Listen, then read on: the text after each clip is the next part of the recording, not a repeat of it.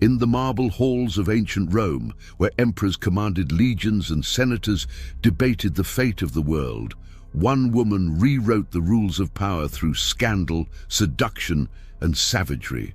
Her name was Valeria Messalina, a name that would become synonymous with depravity so extreme that historians struggled to record her crimes without censorship.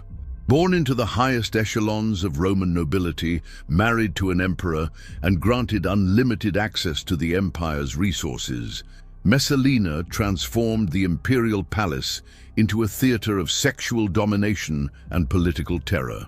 What you are about to hear is not myth or exaggeration, but a carefully documented account of how absolute power, when fused with insatiable lust, can corrupt beyond recognition. This is the story of an empress who used pleasure as a weapon, humiliation as statecraft, and fear as currency, and nearly brought Rome to its knees in the process. The year was 38 AD, when Valeria Messalina, at barely 15 years old, became the third wife of Claudius, a man 28 years her senior who would soon become Emperor of Rome. She was born into the Valeria gens, one of Rome's most ancient and distinguished patrician families, with bloodlines connecting her to Augustus himself. Her beauty was legendary. Classical historians described her dark eyes, pale skin, and commanding presence that could silence a room.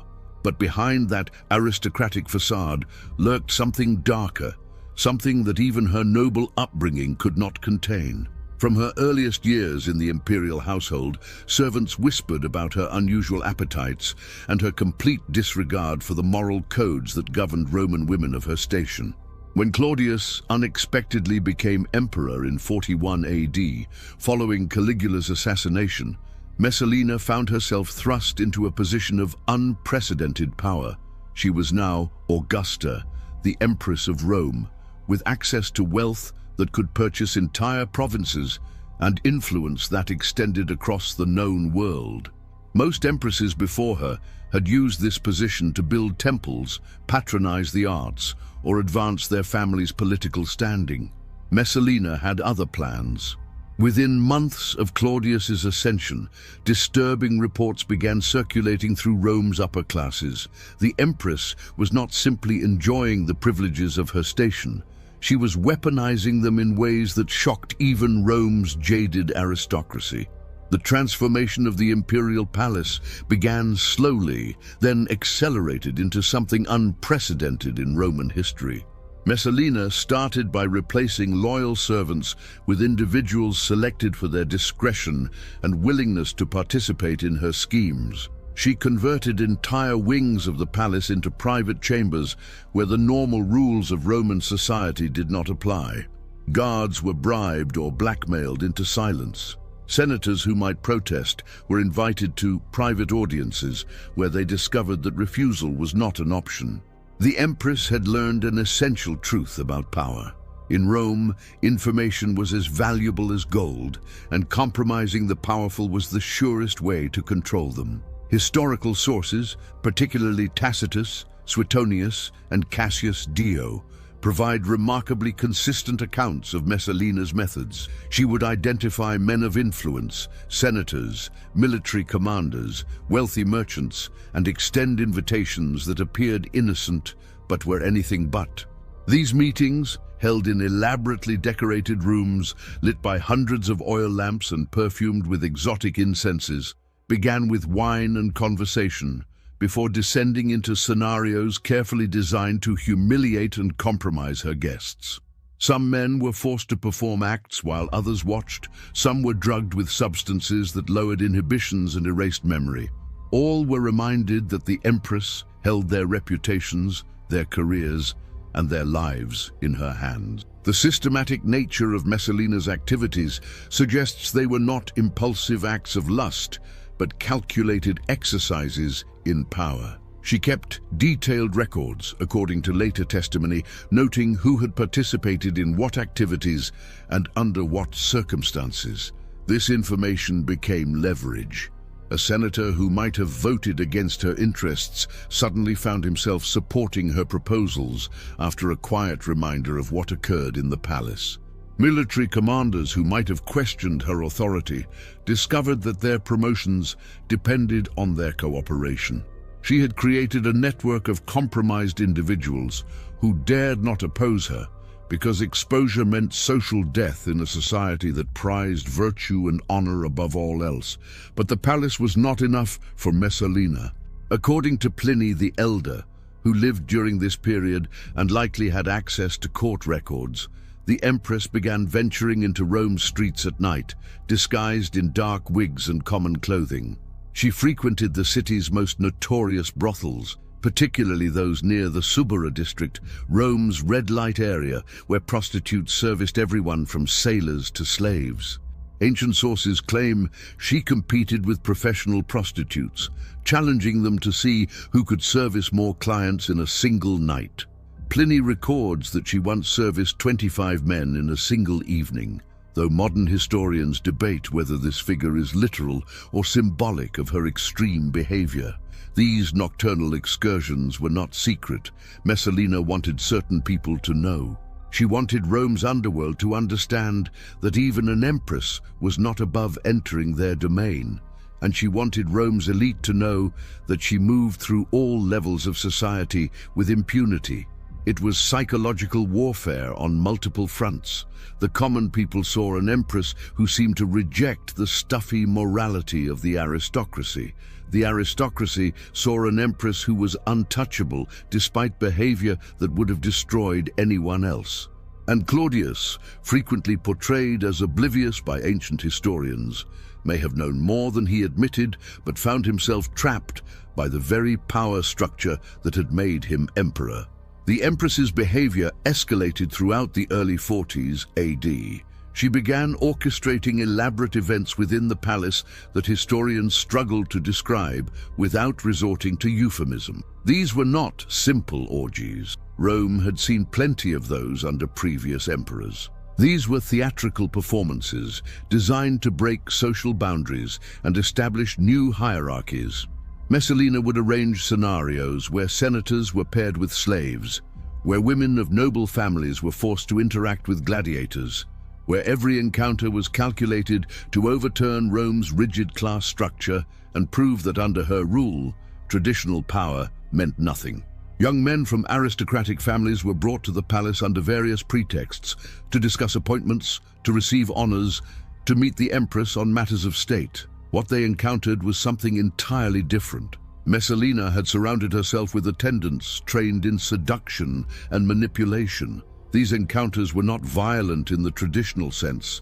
There were no weapons, no overt threats. Instead, there was wine laced with substances that lowered resistance. There were suggestions that compliance would lead to advancement, and there were subtle reminders that families could be destroyed with a word to the emperor. The psychological coercion was sophisticated and effective, leaving young men traumatized but unable to speak openly about their experiences without destroying their own reputations. Foreign dignitaries arriving in Rome found themselves subject to similar treatment. Envoys from Gaul, Germania, and the eastern provinces came expecting formal receptions and political discussions. Instead, they were ushered into private chambers where the empress received them in ways that violated every diplomatic protocol. These encounters served multiple purposes for Messalina. They demonstrated Roman dominance over subject peoples in the most intimate terms possible. They gathered intelligence that could be used in future negotiations. And they ensured that foreign leaders understood that their relationship with Rome depended on the empress's pleasure in every sense of that word. The systematic nature of these abuses suggests a level of organization that required extensive resources and many willing participants. Messalina employed guards who specialized in discretion, physicians who provided various substances and treatments, and attendants who could read people's weaknesses and exploit them. The palace became a machine for generating leverage and maintaining control through the systematic violation of trust and dignity. Ancient sources describe secret passages connecting various chambers, allowing the empress and her favorites to move unseen through the palace. There were rooms where sounds could not escape, where witnesses could observe without being seen, where every encounter could be documented for future use. The financial cost of maintaining this operation was staggering. Messalina diverted imperial funds to purchase exotic wines, rare drugs imported from Egypt and the East, elaborate decorations, and silence. Senators who discovered irregularities in the treasury were invited to the palace to discuss the matter and emerged either as co-conspirators or broken men. The empress's greed matched her lust. She confiscated estates from families she deemed enemies, rewarding the properties to lovers and allies. She sold appointments and military commissions, turning the empire's administrative system into a personal revenue stream. Claudius signed documents she presented without close examination, trusting his wife or simply too intimidated to challenge her. Historical accounts suggest that Messalina's power grew so extensive that she operated almost as a parallel government. She held her own court where petitioners came seeking favors, knowing that the empress could overrule senators, judges, and even the emperor himself. She granted pardons to criminals in exchange for service, turning Rome's legal system into a joke. She appointed priests to religious positions, inserting her loyalists into institutions that had operated independently for centuries. The traditional Roman power structure, the Senate, the military, the priesthood, found itself increasingly subordinate to a woman who operated through seduction, blackmail, and terror rather than formal authority. The most disturbing aspect of Messalina's reign, according to contemporary sources, was her cult-like following among certain segments of Roman society. She attracted individuals who saw in her license to indulge their darkest impulses without consequence. These followers were not all aristocrats. They came from various social classes, united by their willingness to participate in her schemes and their belief that traditional morality was a prison from which she had freed them. They gathered in secret locations throughout Rome, conducting rituals that mixed sexual excess with religious pageantry. Messalina encouraged this worship, presenting herself as a living goddess who transcended ordinary human limitations. Temples were erected in her honor, though officially dedicated to other deities. Private shrines appeared in the homes of her most devoted followers. Ancient sources describe ceremonies where participants wore masks, engaged in activities forbidden under normal circumstances, and pledged loyalty to the empress above all other authorities. These gatherings were not merely sexual. They incorporated elements of mystery religions popular in Rome at the time, creating a syncretism of pleasure, power, and pseudo-spirituality that was uniquely Messalina's creation. The empress herself sometimes attended these ceremonies disguised, watching her followers' devotion and occasionally revealing her identity to reward the most fervent believers. The historical evidence for these cult activities comes primarily from later sources, particularly Christian writers who saw in Messalina's reign a perfect example of pagan Rome's moral bankruptcy. However, earlier Roman historians like Tacitus also mention mysterious gatherings and hint at religious elements in the empress's activities. Archaeological evidence is limited, as anything directly associated with Messalina was systematically destroyed after her fall. But fragments remain, inscriptions that were partially effaced, foundations of structures that served unclear purposes, and objects discovered in excavations that suggest ritual use of a disturbing nature. Some modern historians have questioned whether these accounts were exaggerated by later writers seeking to demonize Messalina and justify her eventual execution. It is true that Roman historians often embellished sexual scandals for dramatic effect. However, the consistency of multiple independent sources, the specificity of their claims, and the corroborating evidence from contemporary inscriptions and documents suggest a core of truth behind even the most extreme allegations. Messalina's behavior was so shocking that it penetrated the historical record, despite attempts by subsequent emperors to erase her memory completely. The empress's reign of terror extended beyond sexual exploitation to include more conventional forms of political violence. Anyone who threatened her position or refused her demands faced swift and brutal consequences. She orchestrated the executions of numerous senators and aristocrats, using her influence over Claudius to sign death warrants for her enemies. Some victims were accused of conspiracy against the emperor, a charge that was impossible to disprove and always resulted in confiscation of property. Others simply disappeared, their bodies later discovered in the Tiber River or never found at all. The Roman elite lived in constant fear, knowing that a single word from the empress could mean death. Gaius Appius Silanus, a respected senator who had briefly been married to Messalina's mother, became one of her most prominent victims. When he refused the empress's advances, whether from loyalty to her mother or simple self-preservation, Messalina engineered his downfall with remarkable cunning. She convinced Claudius that Silanus was plotting against him by fabricating evidence and coaching witnesses. Silanus was executed in 42 AD, his property seized and his name blackened. The message was clear. Refusing Messalina was not just dangerous, it was fatal. The case of Valerius Asiaticus provides another example of the empress's ruthlessness. Asiaticus was an enormously wealthy senator who owned the famous gardens of Lucullus, one of Rome's most beautiful estates. Messalina coveted these gardens and set out to acquire them by destroying their owner. She accused Asiaticus of adultery with Poppaea Sabina, another powerful woman in Rome, and of plotting to overthrow Claudius. Despite Asiaticus's dignified defense of his honor, Messalina's machinations proved too powerful. Asiaticus was forced to commit suicide in 47 AD, and his gardens immediately became the empress's property. She celebrated her acquisition with a lavish party in the very location where her victim had died. These political murders were frequently intertwined with sexual elements. Victims were sometimes subjected to humiliation before their deaths, forced to participate in degrading acts, their reputations destroyed through carefully spread rumors, their families threatened with similar treatment. Messalina understood that death alone was not always sufficient punishment for her enemies.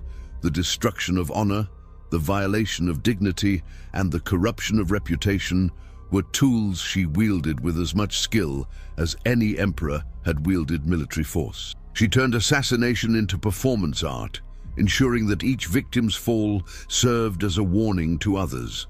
The empress's activities were not limited to Rome itself. She extended her influence throughout Italy and into the provinces, appointing governors and officials based on their loyalty to her rather than their competence or integrity. Provincial administrators who wanted to maintain their positions learned to send gifts and demonstrate their allegiance to Messalina personally. Those who failed to do so found themselves recalled, replaced by men willing to overlook the empress's more questionable demands in exchange for power and enrichment. The imperial bureaucracy became an extension of Messalina's will, and corruption spread like a cancer through the Roman administrative system. Traders and merchants discovered that contracts and permissions depended on the empress's favor. Grain shipments, building permits, and trade licenses all required her approval, which came at a price.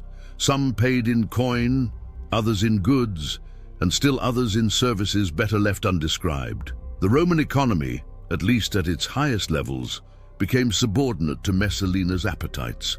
Wealth flowed to her supporters, while her enemies found themselves frozen out of opportunities regardless of merit. The meritocratic elements that had once made Rome great withered under a regime that valued compliance and corruption over competence and honor.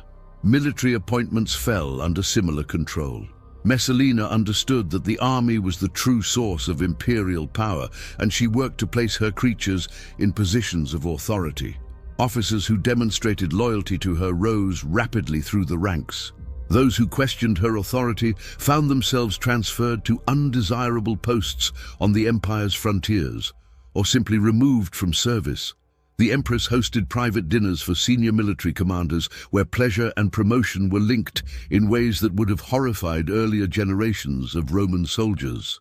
The legendary discipline and honor of Rome's legions were undermined from within as loyalty to the state was gradually replaced by loyalty to individuals, and particularly to the empress herself. This systematic corruption of Roman institutions created vulnerabilities that enemies of the empire could have exploited if they had fully understood the situation. The Parthians to the east, the Germanic tribes to the north, and Britain to the west all remained threats that required competent military and administrative leadership.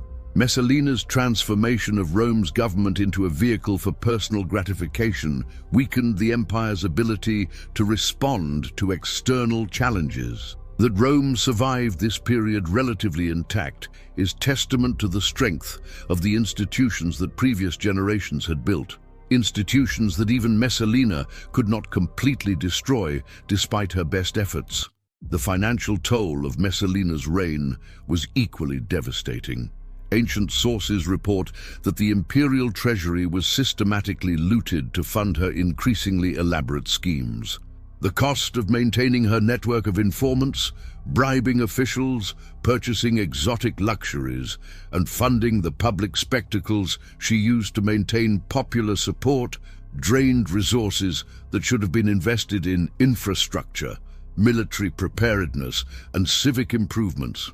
When Claudius occasionally questioned expenditures, Messalina would distract him with shows of affection or engineer crises that required his attention elsewhere. The emperor's general competence in administrative matters makes his apparent blindness to his wife's activities one of history's great puzzles. Some historians have suggested that Claudius was not actually unaware, but rather paralyzed by fear of what would happen if he confronted Messalina directly. She had compromised so many powerful people that moving against her might have triggered a civil war or coup. Her network of spies meant that any plot against her would likely be discovered before it could be executed. And perhaps most importantly, Messalina had given Claudius 2 children, Octavia and Britannicus, whose legitimacy would be questioned if their mother were publicly disgraced. The emperor may have calculated that enduring Messalina's excesses was preferable to the chaos that would result from attempting to stop her. Others have suggested that Claudius's scholarly nature and physical disabilities made him vulnerable to manipulation by a beautiful, assertive young woman who knew exactly how to manage him.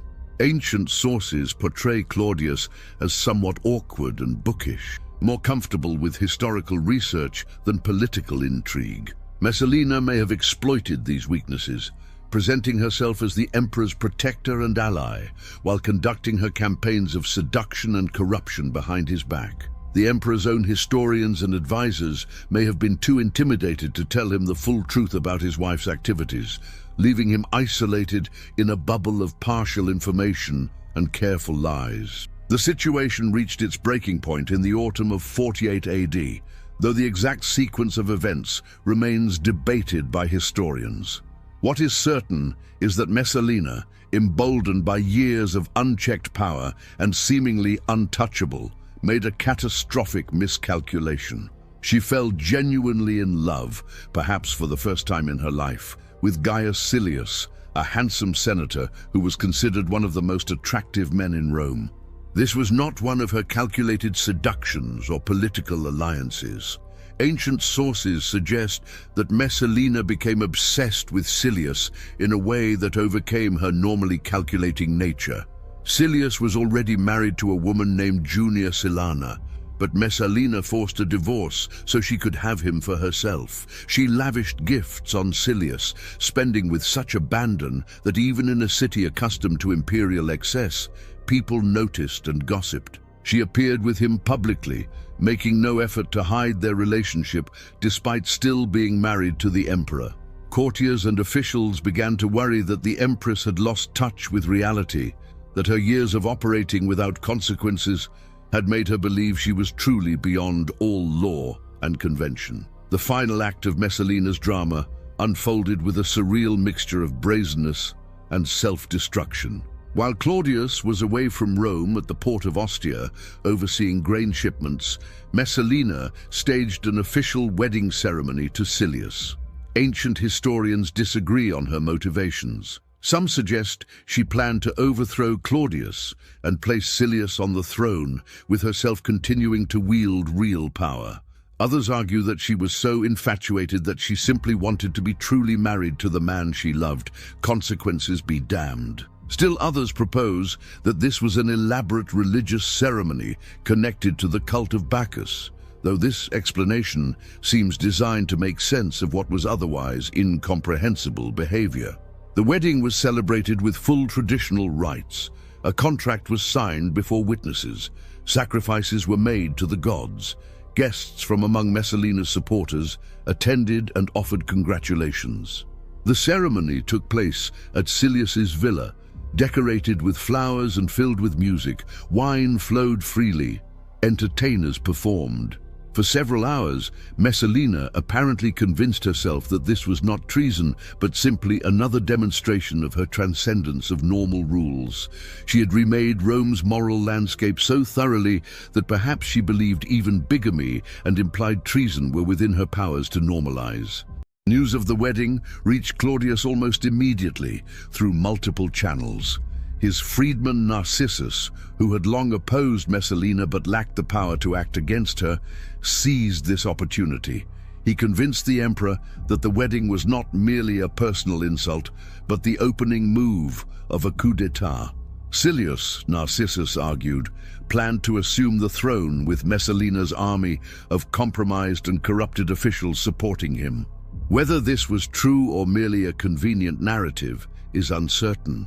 What mattered was that Claudius, finally confronted with evidence of his wife's behavior that he could not ignore or rationalize, was forced to act. Claudius returned to Rome immediately, accompanied by the Praetorian Guard whose loyalty Narcissus had secured. The speed and decisiveness of his response suggests that once mobilized, the emperor's authority had not been completely eroded. The Praetorian Guard surrounded Silius's villa, where the wedding celebration continued, now descending into a drunken party as the afternoon wore on. Many of Messalina's supporters, sensing danger, slipped away before the guards arrived. Others were too intoxicated or too confident in their empress's power to flee. The arrests were swift and brutal. Silius was taken into custody without resistance and executed the same day, denied even a show trial. Numerous other attendees at the wedding were also executed immediately, particularly those who had held official positions and whose participation in the ceremony could be construed as treason. The bloodletting extended beyond those present at the villa as Claudius's administration moved to eliminate anyone closely associated with Messalina's network of corrupted officials and compromised aristocrats. In a single day, Rome's political landscape was transformed as years of carefully constructed alliances and leverage evaporated. Messalina herself fled to the gardens of Lucullus, ironically, the same property she had stolen from Valerius Asiaticus. She seems to have finally grasped that her immunity had ended and her life was in immediate danger. According to Tacitus, she attempted to compose a petition for mercy to submit to Claudius, but her usual facility with words failed her. She tried to reach her children, hoping that their presence might soften the emperor's heart. She considered various escape plans, including fleeing to the provinces or seeking sanctuary in a temple, but time had run out. The Praetorian Guard reached the gardens before Messalina could implement any escape plan. Tacitus describes her final moments with surprising detail. She was in the gardens with her mother, Domitia Lepida, who had come despite their estrangement to be with her daughter at the end. The tribune commanding the execution squad was unmoved by Messalina's pleas or her mother's intercession. Messalina reportedly attempted to kill herself but lacked the courage. Her mother urged her to die with dignity rather than be dragged through the streets. In the end, the tribune's sword finished what Messalina could not. She died in 48 AD, at approximately 28 years old, having been empress for 7 years. Her body was given to her mother for burial, a small mercy that Claudius granted despite everything. But her name was not allowed the same dignity. Every inscription bearing her name was chiseled away. Every statue of her was pulled down and destroyed. Her official records were expunged from government archives. The Senate passed a formal damnatio memoriae decree, condemning her memory and forbidding anyone from speaking her name positively. Rome attempted to erase Messalina from history as if her reign of sexual terror and political corruption had never occurred. Yet the erasure was incomplete and ultimately impossible. Too many people knew what had happened. Too many families had lost members to her schemes. Too many officials had been compromised. Too many fortunes had been seized. Too many lives had been destroyed for the memory to simply disappear. Whispers persisted in Rome's streets and Senate chambers. Survivors told their children and grandchildren about the empress, who had turned the palace into a brothel and the empire into her personal playground. Historians like Tacitus, writing decades later, reconstructed her story from official records, personal testimonies, and their own memories of what older relatives had told them. The historical legacy of Messalina is complex and contested. Ancient sources, written by men in a deeply patriarchal society, may have exaggerated her sexual exploits to serve political and moral purposes. Presenting her as an uniquely depraved woman reinforced the idea that female power was dangerous and that women needed to be controlled. Yet the sheer consistency of multiple independent sources, the specific nature of their claims, and the corroborating evidence from inscriptions and archaeological remains suggest that however much embellishment occurred, the core truth was shocking enough. Modern historians have attempted to understand Messalina in context. She lived in a society where women of the imperial family had almost no formal power, but tremendous informal influence. She watched Livia, Augustus's wife, manipulate politics from behind the scenes for decades. She lived through Caligula's reign, where traditional boundaries dissolved and excess became normal. She may have internalized the lesson that in Rome, power flowed to those willing to be most ruthless, most innovative, and most willing to violate taboos. Her tragedy was that she pushed too far, too fast, and alienated too many powerful people who eventually found a way to destroy her. The psychological profile that emerges from ancient sources suggests a person who may have suffered from what modern medicine would recognize as disorders of impulse control, narcissism, and possibly psychopathy. Her apparent inability to feel empathy for her victims, her grandiose self-image, her impulsive decision-making despite obvious dangers, and her manipulation of others without remorse all fit patterns recognized by contemporary psychology. Of course, making psychiatric diagnoses across 2 millennia is speculative at best. What is clear is that Messalina possessed both exceptional intelligence. She maintained her position for 7 years despite behavior that would have destroyed lesser players immediately, and profound moral blindness that prevented her from recognizing boundaries that even Rome's jaded aristocracy considered sacred. The aftermath of Messalina's fall reverberated through Roman society for years.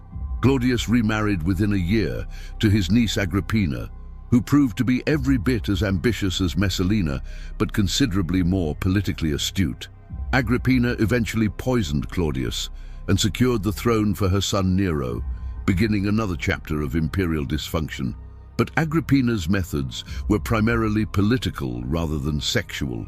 She manipulated through traditional means, marriage alliances, political appointments, careful cultivation of supporters. She learned from Messalina's mistakes, understanding that sexual scandal could destroy as easily as it could intimidate. Many of those compromised during Messalina's reign tried to rehabilitate their reputations with varying success. Some managed to serve with distinction under subsequent emperors, their participation in Messalina's excesses quietly forgotten. Others remained tainted by association and found their careers permanently limited. A few seemed broken by their experiences, withdrawing from public life entirely despite possessing the wealth and connections to have been major players. The psychological damage inflicted by Messalina's reign of terror may have been as significant as the political and financial costs. The Roman government itself underwent reforms intended to prevent another Messalina. Administrative procedures were tightened to make it harder for one person to control multiple levers of power. The Praetorian Guard, whose loyalty had proven decisive in both enabling and ending Messalina's reign, was reorganized with new commanders and stricter oversight. Financial controls were implemented to make it more difficult to divert imperial funds without scrutiny. The Senate asserted more independence, having learned the dangers of complete subservience to the imperial family. These reforms were not entirely successful. Rome would endure many more corrupt and dangerous emperors, but they represented attempts to learn from the Messalina catastrophe. Popular culture seized upon Messalina's story with enthusiasm. Within years of her death, her name had become synonymous with female sexual excess and moral depravity. Roman playwrights incorporated thinly veiled references to her in comedies and satires. Graffiti in Pompeii and other cities referenced her name in crude contexts. She became a cautionary tale, a standard by which other women's behavior was measured. To call someone a Messalina was to deliver a devastating insult. This cultural legacy persisted long after the specific details of her reign were forgotten, surviving in various forms through the medieval period and into the Renaissance. Christian writers found in Messalina's story perfect material for their arguments about the moral bankruptcy of pagan Rome. Early Christian texts portrayed her as representative of the corruption that had rotted Rome from within, making the empire vulnerable to God's judgment. Medieval morality plays sometimes featured characters based on her. Renaissance artists depicted her in paintings that combined titillation with moral lessons about the dangers of unchecked lust and ambition. The empress, who had worked so hard to build a cult around herself, ended up becoming an inverted saint, a figure of worship transformed into a figure of condemnation. The physical spaces associated with Messalina's reign did not survive intact. The imperial palace on the Palatine Hill was rebuilt and modified by subsequent emperors, each wanting to erase traces of their predecessors. The specific rooms where Messalina held her gatherings were likely demolished or repurposed. The gardens of Lucullus, where she died, eventually became the property of other imperial family members and lost their association with her. The brothels she frequented in the Subura district continued operating until Rome's eventual decline, but any markers of her visits disappeared. Unlike architectural monuments that preserve the memory of Rome's great emperors, nothing tangible remains that speaks directly to Messalina's presence. Yet archaeologists working in Rome still occasionally make discoveries that hint at the empress's reign. Inscriptions that were partially effaced sometimes bear traces of her name that can be reconstructed using modern techniques. Objects discovered in excavations, jewelry, pottery, coins, sometimes carry marks that connect them to the years of her power. Sections of the imperial palace's underground passages, mapped through ground-penetrating radar and other non-invasive methods, reveal a complexity of hidden chambers and secret routes that align with ancient descriptions of Messalina's modifications. These fragments keep her memory alive in the archaeological record, even as her name was meant to be forgotten. The tunnels beneath the Palatine Hill, in particular, have fascinated archaeologists and historians. Ancient sources mention that Messalina had secret passages constructed, allowing her to move through the palace complex unseen. Some of these passages connected to buildings outside the palace proper, enabling her to come and go without being observed by regular guards. Modern excavations have revealed extensive tunnel systems beneath the Palatine, though dating them precisely is difficult. Some sections certainly date to Messalina's era and may have been part of her network of secret routes.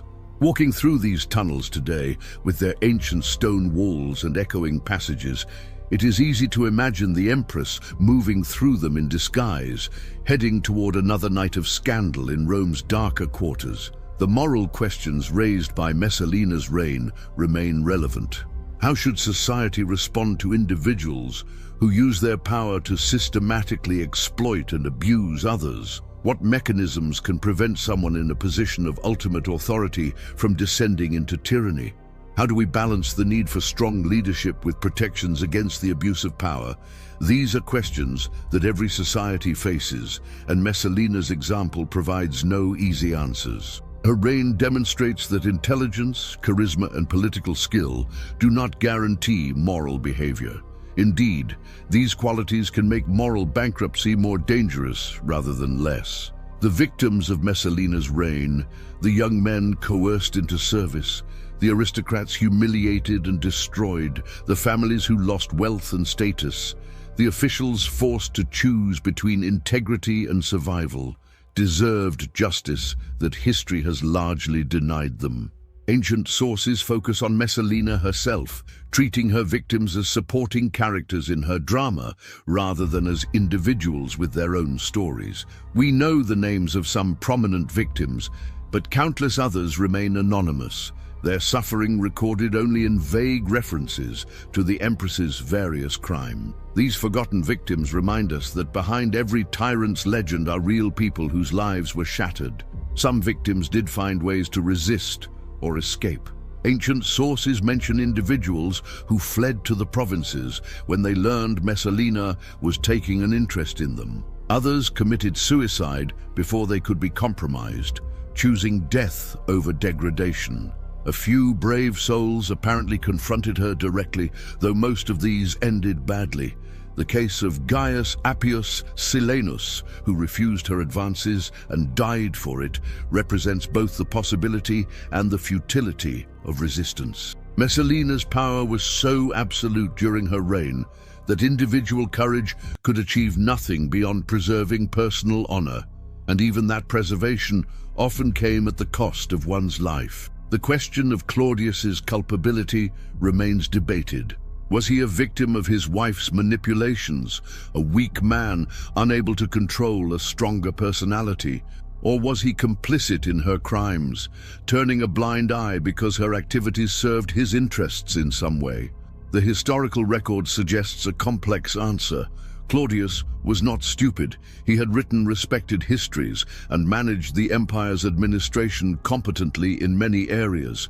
Yet he seemed willfully blind to his wife's activities until the very end.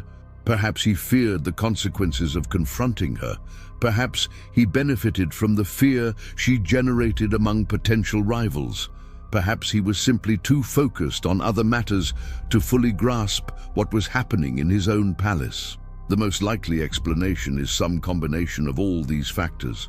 After Messalina's execution, Claudius reportedly asked at dinner why the Empress had not joined him, either forgetting or temporarily blocking out what had happened. This moment, recorded by multiple sources, has been interpreted as evidence of senility, shock, or deliberate psychological denial.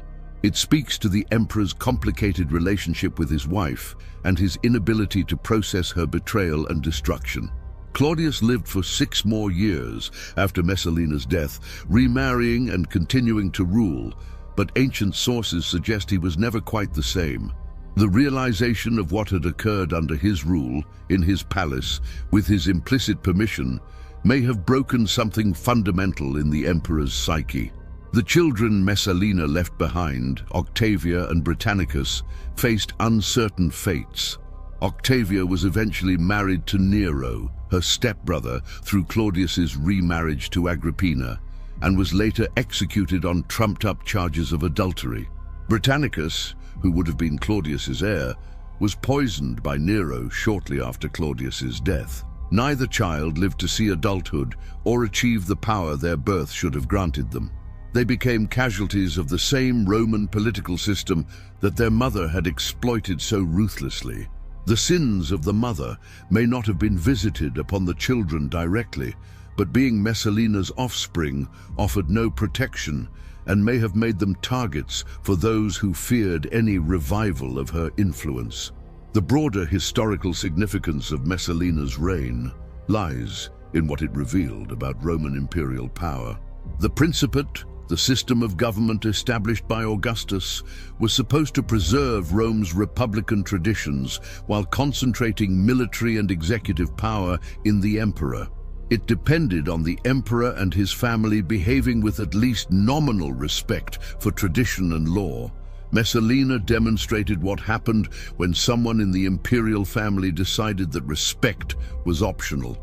She exposed the hollowness at the heart of the Principate. If the emperor's family could not be controlled, and if the emperor himself would not exercise control, then there were no effective checks on their behavior. This revelation had long-term consequences for Roman political thought. Subsequent emperors were more conscious of the need to maintain at least the appearance of moral propriety. They understood that flagrant vice could inspire resistance even from a generally submissive population and bureaucracy. The Senate, having been repeatedly humiliated during Messalina's reign, developed informal mechanisms for resisting imperial excesses without directly challenging the emperor. The Roman system evolved through painful experience, learning that stability required not just concentrated power, but also self-restraint by those wielding that power. Messalina's story has inspired countless artistic works across the centuries. Baroque painters depicted her in dramatic poses, using her as an opportunity to portray scandalous subjects under the guise of historical accuracy. Novelists from the Renaissance onward wrote fictionalized accounts of her reign, usually embellishing even the already sensational ancient sources. Operatic composers found in her story perfect material for dramatic tragedy.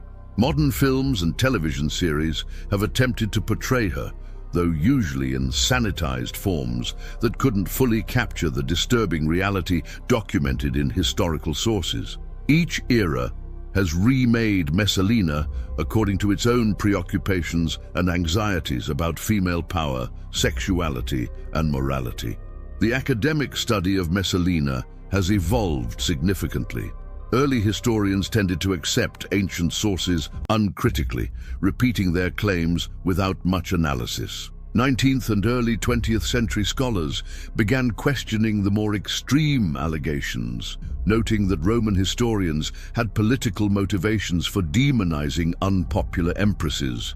More recent scholarship has attempted to strike a balance, acknowledging both that ancient sources were biased and that they contained genuine historical information. Feminist historians have explored how Messalina was treated differently than equally corrupt male rulers, noting that sexual misconduct destroyed empresses while emperors often survived similar scandals. This scholarly evolution reflects broader changes in how we study history, moving from simple narrative to critical analysis of sources and their biases. Archaeological work continues to shed new light on the period. Excavations in Rome uncover inscriptions, buildings, and artifacts that help contextualize the written sources. Forensic analysis of skeletal remains from the period provides information about health, nutrition, and violence that complements literary accounts. Scientific dating techniques allow more precise chronologies to be established. While these methods cannot directly confirm or disprove specific allegations about Messalina's behavior, they create a fuller picture of life in first-century Rome that helps modern scholars evaluate the plausibility of various claims. The archaeological record suggests a society that was indeed as complex, violent, and morally contradictory as the literary sources describe. One of the most intriguing recent developments has been the discovery of private letters and documents from the period through advanced imaging techniques applied to charred scrolls from Herculaneum and other sites. While none of these documents mention Messalina directly, they provide contemporary perspectives on Roman morality, sexuality, and power that help scholars understand how unusual her behavior truly was. These documents reveal that even in a society that tolerated much that would shock modern sensibilities, there were boundaries that were not supposed to be crossed. Messalina's significance lies partly in her willingness to cross every boundary and her temporary success in doing so without immediate consequences. The psychological trauma inflicted on Roman society by Messalina's reign may have been her most lasting legacy. For a generation, Rome's elite lived with the knowledge that traditional values offered no protection, that honor could be weaponized against the honorable, and that the very institutions meant to maintain order could be corrupted into instruments of exploitation. This knowledge did not disappear with Messalina's death. It lingered in the collective memory, making Romans more cynical about their leaders, more suspicious of those in power, and more aware that the civilization they had built was more fragile than they had believed. Later, Roman literature contains numerous references to the Messalina years as a cautionary tale, a reminder of what could happen when power was divorced from virtue. The question inevitably arises: could Messalina's reign of terror happen again? The specifics of her situation were unique to Rome in the 1st century AD, but the underlying dynamics are timeless. Any society that concentrates power without adequate checks and balances creates opportunities for abuse. Any culture that prioritizes authority over accountability risks enabling tyrants. Any system that allows individuals to operate above the law invites exploitation. Messalina's story is not just ancient history, it is a warning about what happens when power, secrecy, and moral flexibility combine in one person who lacks empathy or restraint. Modern parallels exist in various forms. Cult leaders who exploit followers sexually and financially while claiming divine authority. Political figures who use their positions to prey on subordinates while maintaining public facades of respectability. Corporate executives who create toxic cultures of abuse hidden behind professional exteriors. The scale and setting differ from ancient Rome, but the fundamental pattern, powerful individuals systematically exploiting those beneath them while evading accountability, remains consistent across time and place. Understanding Messalina's methods and eventual downfall may help modern societies better detect and respond to similar abuses before they become entrenched. The final years of archaeological exploration beneath Rome's streets have revealed chambers and passages that locals have long associated with Messalina's ghost. While supernatural claims can be dismissed as folklore, the emotional impact of these discoveries is real. Standing in spaces where we know terrible things occurred affects people even 2 millennia later. The stones remember, if stones can be said to remember. The walls echo, even if the echoes are only in our minds. The darkness beneath Rome's churches and modern buildings conceals layers of history, some glorious and some horrifying. Messalina's reign belongs firmly in the horrifying category, a reminder that beneath civilization's surface lies the potential for barbarism. The Empress's final moments have been imagined and reimagined countless times by artists, writers, and historians. Did she die with defiance, cursing those who brought her down? Did she die with regret, finally understanding the enormity of what she had done? Did she die in terror, facing the judgment she had inflicted on so many others? Ancient sources provide no definitive answer. Tacitus describes her as confused and unable to articulate her thoughts clearly. This might reflect genuine shock that her immunity had ended, or it might be the historian's way of denying her dignity even in death. What is certain is that her death was swift and violent, ending a life that had been devoted to the pursuit of pleasure and power without regard for consequence or morality. The burial location of Messalina's remains is unknown. Her mother presumably interred her somewhere, but the location was not marked or recorded. In death as in life's end, Messalina was to be forgotten, her bones lying in some unmarked spot while Rome moved on. This anonymity in death stands in stark contrast to the elaborate tombs that housed other members of the imperial family, their names carved in stone for eternity. Messalina's legacy was to be erased completely, as if her 7 years of dominance had been a nightmare from which Rome had finally awakened. Yet erasure proved impossible. Her name survived in the historical record, preserved by writers who wanted future generations to know what had happened. Her story became a lesson, a warning, and a fascination. Each generation rediscovered her and tried to make sense of how such a person could have existed and what her existence meant. For some, she was pure evil. For others, she was a victim of circumstance and limited options. For still others, she was a symbol of female power that threatened male-dominated society and therefore had to be destroyed. The truth likely encompasses elements of all these interpretations. Messalina was a complex person who made choices, terrible choices, within a social system that gave her opportunities for exploitation while denying her legitimate avenues for power. As we conclude this examination of Messalina's reign, certain themes emerge clearly. Power without accountability corrupts absolutely. Intelligence and strategic thinking do not equate to wisdom or morality. Systems that concentrate authority in few hands without robust oversight invite abuse. Societies that value appearance over substance enable wrongdoing to flourish hidden behind respectable facades. And perhaps most disturbingly, humans are capable of extraordinary cruelty when circumstances allow and incentivize such behavior. These lessons transcend the specific historical case of one Roman empress in the 1st century. They apply wherever and whenever power is exercised over others without sufficient restraint. The horrifying bedroom secrets of Rome's most perverted empress were never really secrets at all. They were open knowledge among those close enough to witness them, whispered about throughout the city, documented by historians who wanted to ensure future generations understood what had occurred. What made them horrifying was not just their sexual nature. Rome had seen sexual excess before and would again, but their systematic quality.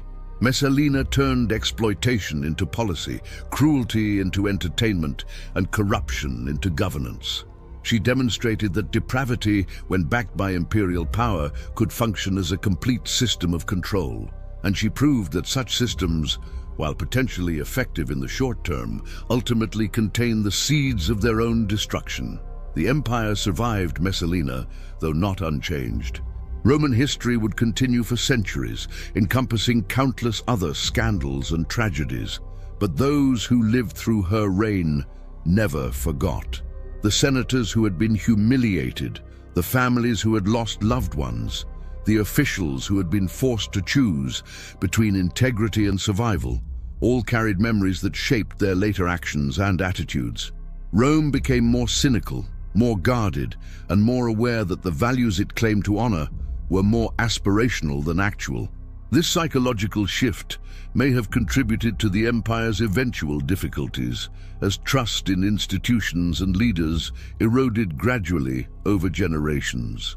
The final image we have of Messalina comes from Tacitus, a woman in a garden facing death, unable to complete even the act of suicide, killed by a soldier's blade while her mother stood watching. It is not a dignified end for someone who had wielded such power, but then, little about Messalina's life had been dignified despite her aristocratic birth and imperial position. She had lived as she died, violently, dramatically, ultimately undone by her own excess. In the end, even in Rome, even with imperial authority behind her, there were limits. She found those limits too late to save herself, but her discovery of them perhaps saved Rome from something even worse. Today, visitors to Rome walk over the ground where Messalina once reigned. The Palatine Hill, the Forum, the Subura district, all have been built and rebuilt, destroyed and reconstructed countless times over 2 millennia. Nothing visible connects these spaces to the empress who once dominated them. Yet history has layers invisible to the casual eye. Beneath the modern city lie the stones of imperial Rome. Beneath those stones lie older structures, and beneath all of it lie the stories.